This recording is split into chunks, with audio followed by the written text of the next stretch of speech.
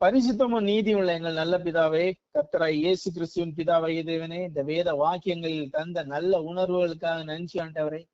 இந்த வாக்கியங்களில் உள்ள ஒளியினாலே நாங்கள் உணர்வடைந்து, உமது பரிசுத்தாவின் ஒளியிலே நாங்கள் நிறைந்து, உம்மோடு உண்டாகும் ஐக்கியத்திலே நீர் ஒளியா இருக்கிறது போல நாங்களும் ஒளியிலே நடந்து, இந்த இருளில் இருக்கிற திரளான ஜனங்களுக்கு நாங்கள் ஒளியா இருந்து உமது நாமத்தை வெளிப்படுத்தணும் பிதாவே.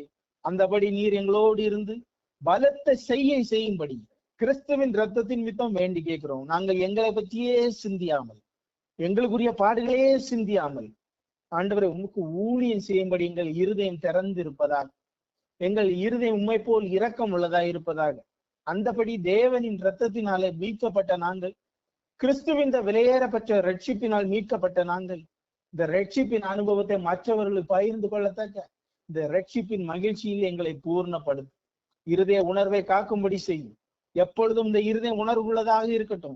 ஒரு காலம் கடினப்பட்டு போகாதபடி இயேசு கிறிஸ்துவின் ரத்தத்தை இந்த உணர்வு உள்ள இருதயத்தின் மேல் நான் தெளிக்கிறேன். கிறிஸ்து இயேசுவின் விலையேறப்பட்ட ரத்தத்தை தெளிக்கிறேன். கடினமான பகுதி முற்றிலும் விலகி போகட்டும். எப்பொழுதும் தேவனுக்கு செவி கொடுக்கிற உணர்வடைகிற மெய்யான இருதயம் உணர்வுள்ள செவிகளும் எப்பொழுதும் இருக்கட்டும்.